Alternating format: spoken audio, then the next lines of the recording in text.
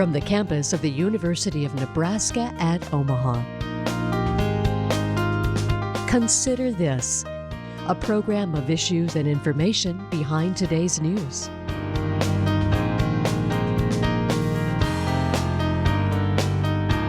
The Supreme Court has just issued a ruling on the NCAA and compensation for college athletes.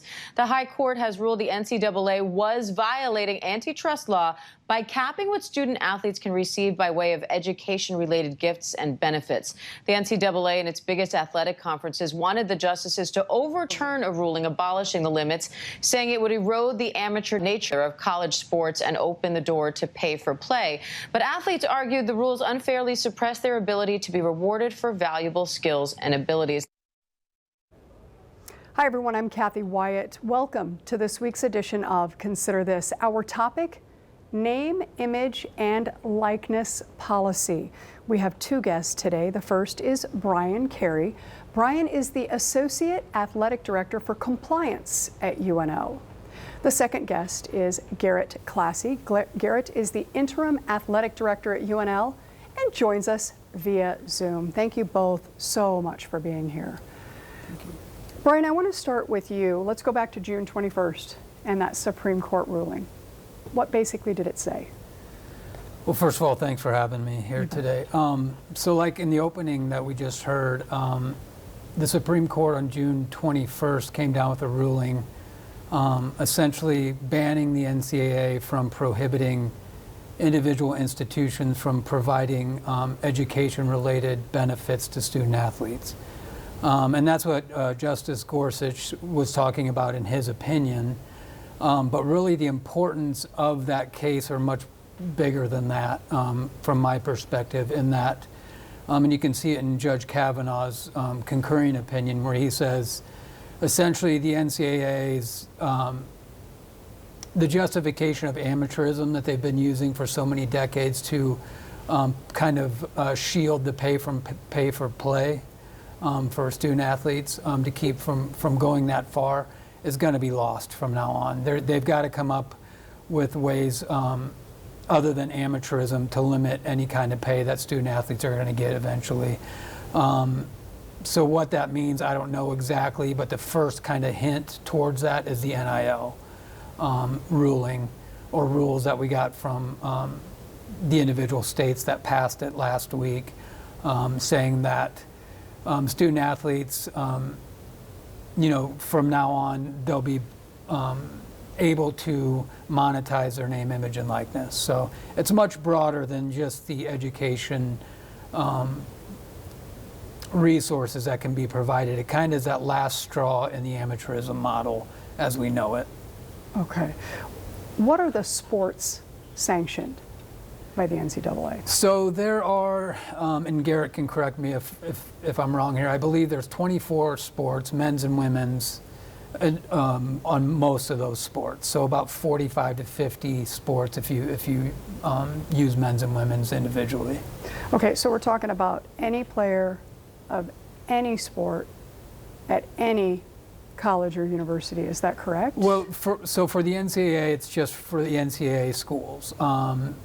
So with the state laws that have come into effect, those will apply to every school. So NAIA, junior college, and all the four-year schools. But the NCAA, which Garrett and I work with, are just, those rules are just applicable to NCAA universities. Okay, so let's go back. Why had the NCAA prohibited these athletes from accepting any outside money to begin with?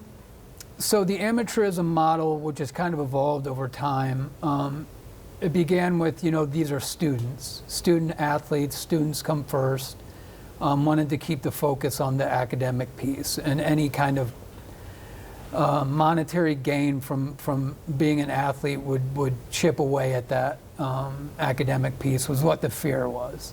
That the balance and the perspective would be lost on what the real priority is on being a student athlete. Now over time that's changed, and we may get into the evolution of how we got to where we're at today, maybe a little bit later, but where it's changed to where the NCAA has been willing to give a little bit and say, okay, there's still student athletes, but we can provide these things. But ultimately, at its bare bones, it was keeping this student part of student athlete that the NCAA was trying to protect when refusing to give into the extra benefits or providing extra benefits for student athletes. Brian, what were the penalties for the college athletes if they didn't abide by those rules? Yeah, so that's also kind of changed over time, but it still remains anything from suspension, restitution, all the way to complete disqualification if a student athlete is accepting impermissible benefits. It depends on where it's caught, who's involved, who's monitoring it, who's to blame, and who reports it. If the NCAA has to come back and find out on their own, then the implications are worse. If it's a student athlete or the university that reports it themselves, then oftentimes you'll get a more lenient penalty. Okay, you alluded to it a little bit, but why the change? Why now? Well, I think there's a couple factors. I think one thing, and this is, society in general, so younger people have a bigger voice today with social media and all the other opportunities out there with technology, which is wonderful. I love it. I'm not an expert by any means, but I try to keep up with it just to make sure our student athletes are being responsible online. But they have a voice now, and that's great, and they've used it to really do a great job expressing their opinions. And the NCAA, to their credit and to universities' credits over time, have been willing to give more weight to what the student athletes' opinions are. And then on top of that, and I don't know what came first, kind of the chicken or the egg with that, but it seems to me, at least in my experience as a compliance officer, that maybe 10 or 12 years ago, the NCAA started to really deregulate just how much micromanaging they were going to do with what the colleges and universities could give their student athletes. The rules used to be so detailed down to what we could do and what we couldn't do. There used to be, and Garrett will know this, he's been in athletics long enough, there used to be a bylaw that everyone referred to as the bagels and nuts rule. Or other people have called it the bagels and cream cheese rule. Now, this was a real bylaw in the NCAA rules, which was, okay, so we'll let universities give their student athletes bagels, but once you put a spread on top of it, peanut butter or cream cheese, now we have a violation. So that's just to give you an example of how crazy it used to be. Now, that was in 2014 or 15, and finally the NCAA and the membership came to their senses and took that away, and were allowed to provide any competition or practice-related meals. So it started with the meals kind of being deregulated. And then there was a case, 2015 or 16, it was Ed O'Bannon. It was Ed O'Bannon versus the NCAA, and it was essentially another case where he was challenging the use of his name to make money. And the result of that, I don't want to get into the weeds too much, but the result was essentially the NCAA saying, okay, we're not going to go all the way pay for play, but what we will do is allow universities, if their budgets can handle it, to pay student athletes above and beyond the typical scholarship. So it was, in most cases, it was $3,000 to $5,000 extra to where they could use for a living wage kind of type of thing. And then it just got chipped away from then. I think that was 15 or 16. Then in 17 or 18, in the last few years, the NCAA has began a new fund called Academic and Performance Funding, which was they took this contract they got for the college basketball tournament, for televising the tournament, hundreds of millions of dollars. I think it might even be $1 billion now, that contract. And a portion of that is being used to give to each school that meets these academic benchmarks, which was kind of the next step in giving student athletes more. And there's many cases in between, but those are the big ones as I see it, and then eventually to get to where we're at today. And so where are we today, especially in terms of UNO? Yeah, we're a little different. We're a mid-major. We don't have endless amounts of resources, but we have, we're getting there. This is a great opportunity for us, I believe, to kind of level the playing field. now we can offer student athletes an experience about, being in Omaha, being in the biggest metro area, where their name means perhaps a little more than it would have been before. And they can, monetize their name, image, and likeness, and we want to help them promote that. But we also have to be responsible.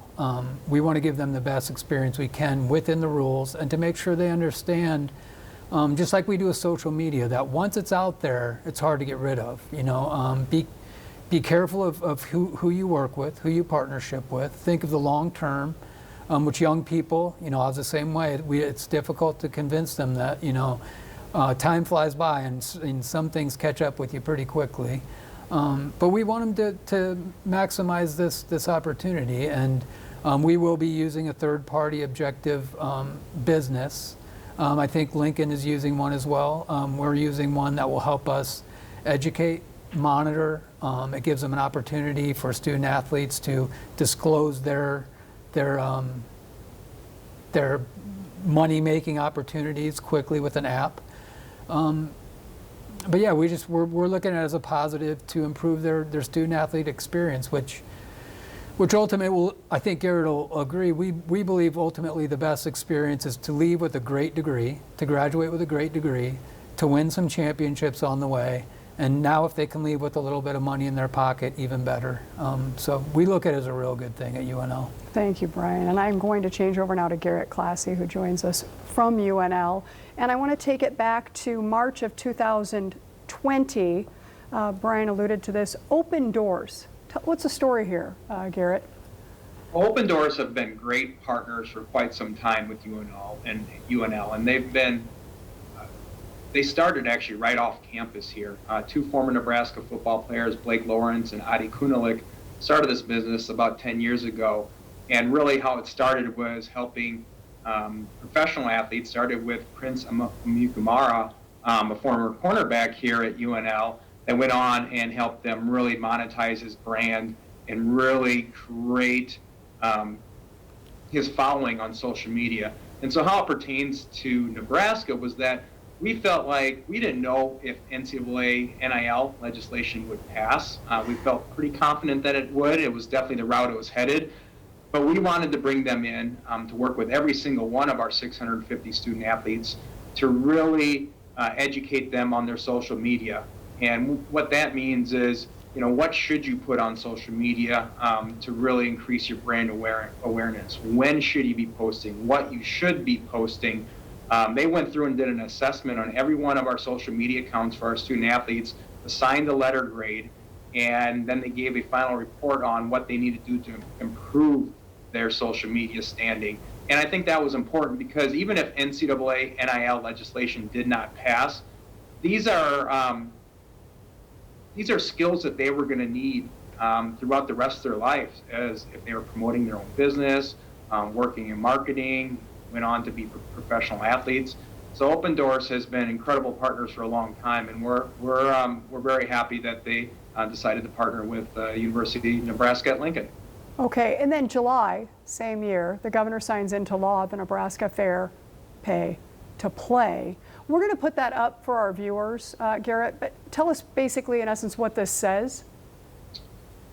Really, Senator Megan Hunt was very instrumental in getting the Fair Pay to Play Act done. And really what they did was they modeled it pretty closely on California's bill, and that was the first one to pass. And really what they're saying is that no collegiate athletic association can penalize a student athlete for participating in name, image, and likeness activities. No post-secondary institution can penalize a student athlete or limit their eligibility for participating in name, image, and likeness activities. It really, Nebraska was really on the forefront as a state legislation to get this passed, and was very excited when Governor Ricketts signed the bill. It's just a benefit for all of our student athletes. It's going to be helpful to many of them. And to be clear, this does not make the student athlete an employee of the university, correct? That's correct. In this bill, and as well as the rules and regulations that came up from the NCAA, there's two things that are consistent. There's no pay for play, and there's no quid pro quo. So you obviously have to perform services in order to monetize your name, image, and likeness. Okay, I want to go on to something called Nebraska. We're going to put a graphic up for our viewers. This was kind of, I guess, to further embrace this whole concept. Garrett, tell us what we're seeing here. Yeah, Nebraska is really a three-prong approach. We feel here at Nebraska that name, image, and likeness could change the trajectory of all of our programs here. Being the premier brand in the state, not having professional franchises to compete against, we feel like that our student athletes are going to have as great of an opportunity as any student athlete in the country to be able to take advantage of name, image, and likeness. So we feel like we're unique from many of our peers across the country because we have our partnership, as we discussed earlier, with Open Doors and how they educate and assess the performance of our social media accounts for our student athletes. But there's two other prongs. The second prong, which I feel like is the most groundbreaking, is our campus alignment called the Accelerate program. We worked with Joe Petsick, who is the director of the entrepreneurship program in the College of Business. And this is the area where we really want to treat each of our student athletes as a startup. And we want to help them identify their strengths with our unique partnership with Gallup and the Clifton Strengths Institute. It's going to show these student athletes and all students on campus what their best attributes are and what kind of business that they should get into. And what it does is it strengthens their skills. And through this process, they're going to have access to the law school to help them create their own LLC. They're going to have access to working with the Carson Center of Emerging Media, working with the Journalism School, which has their own advertising agency. And then there will be some advisors from the business school that's going to really help our student athletes through this process. And a bigger piece of that, too, is that the business school will offer some classes, not just for student athletes, but for all the students on how to enhance your brand, the financial literacy piece. And then the final prong is something that we've had here for a long time, Husker Advantage.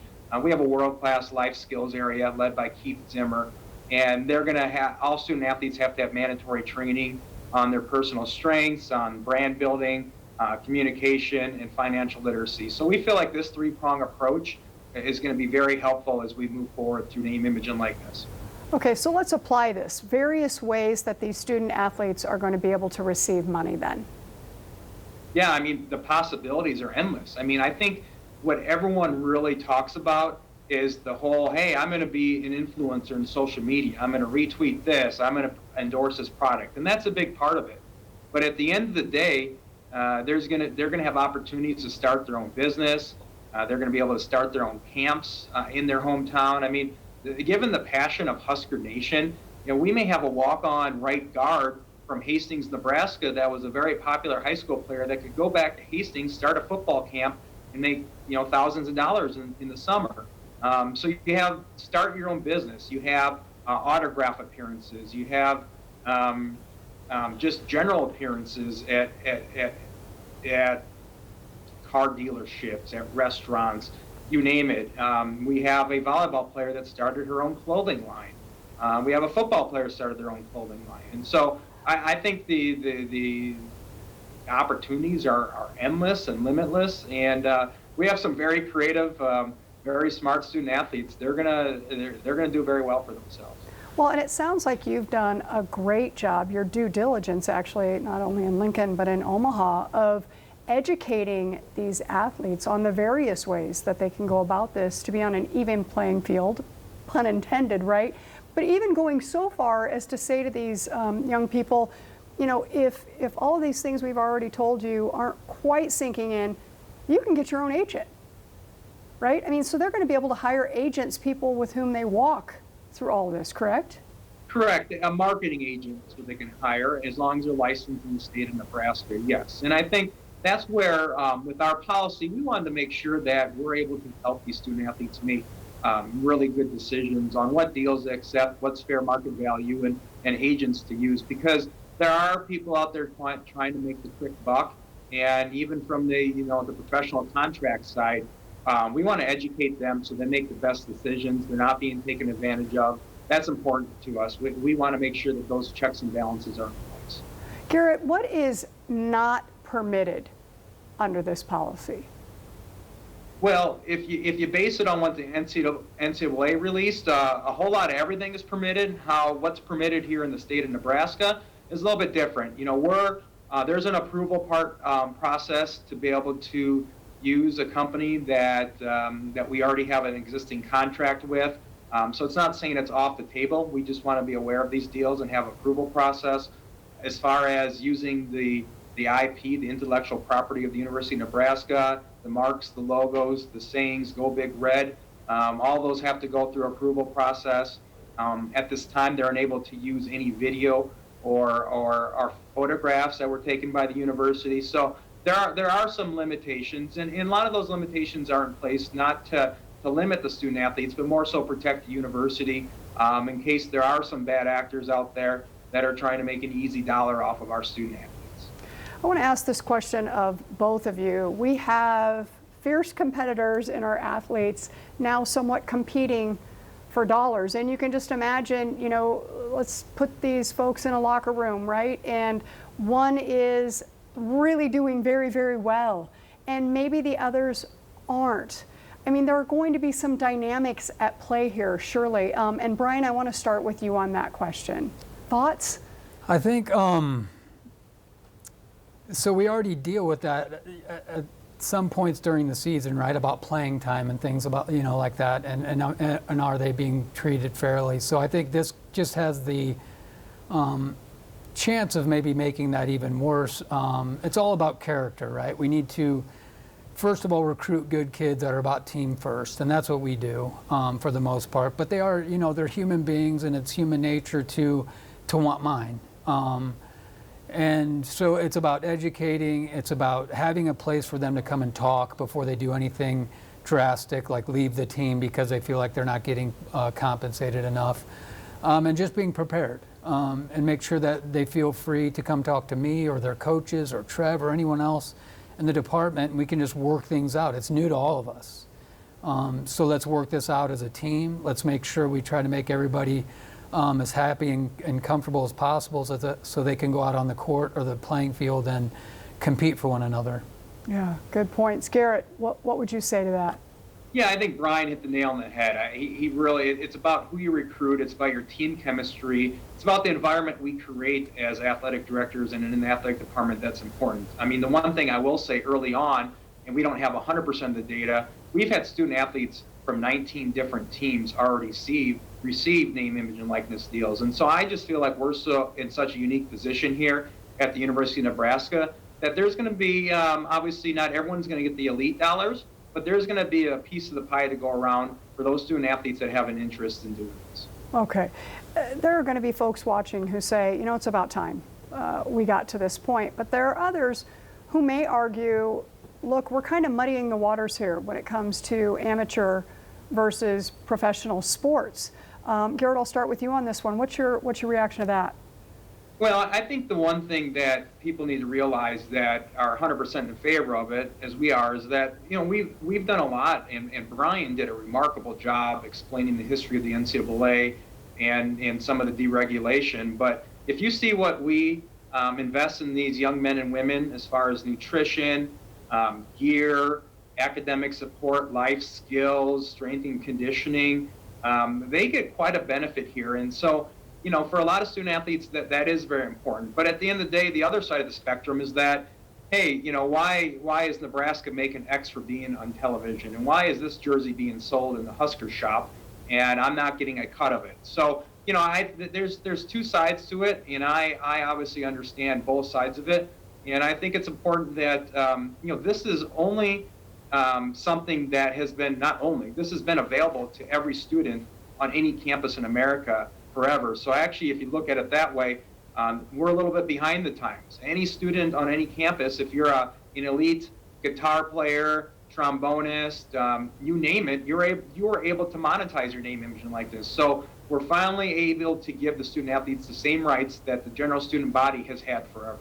Good points. Brian, what would you like to add to that? I agree completely. I'm a big proponent of this. I to the point of regular students being able to do this forever, and to keep student athletes from being able to do the same thing, just as a fairness issue. But But I'm kind of glad in a way it's taken a while, maybe not this long to get to this point, but it's given everyone an opportunity to kind of evolve with it. I think, had it come much earlier, maybe we wouldn't be comfortable right now with it and have the resources. Even, smaller departments still have the resources and the manpower now to monitor this and to educate and to be prepared. And it's an exciting time, and it's just like everything we do with our student athletes. It's about part of them growing. It's about them growing and becoming young men and women, and just another thing we have to help them prepare for. And it's an honor to be able to do that with them, and we just hope that we have enough student athletes that can take advantage of this. Great, thank you, gentlemen. We have just less than 2 minutes left, so maybe a minute for each of you. What can we expect in the days, weeks, and months to come with this issue, Garrett? A lot of adaptation and nimbleness. I mean, you're going to see a lot of our student athletes get more deals. Runza had a deal for all Nebraska student athletes, or for the first 100 student athletes that many across the state of Nebraska took advantage of. But I think you're going to see some unique, some different, some outside the box thinking, and I think it's something that our student athletes are going to be positioned as well as anyone in the country to be able to take advantage and monetize their name, image, and likeness. Okay, thank you, Brian. Your thoughts on that? I think it's an exciting time. I mean, our student athletes are excited, and I'm not exactly sure where it's going to go, and there's a lot of unintended consequences coming our way, and we're always aware of that. But it's just it's a great time to be a student athlete, great to be in college athletics, and I have no idea what's going to happen. I know it's going to be fun. And hopefully it just makes the experience better for everyone involved. Okay, thank you. Talking about name, image, and likeness policy today, I want to sincerely thank UNO's Brian Carey and UNL's Garrett Classy for joining us, and to all of you for watching. Now, folks who want more information about NIL can go to Huskers.com, omavs.com, or opendoors.com, which Garrett talked quite a bit about earlier. So again, thank you all for watching. We will see you next week.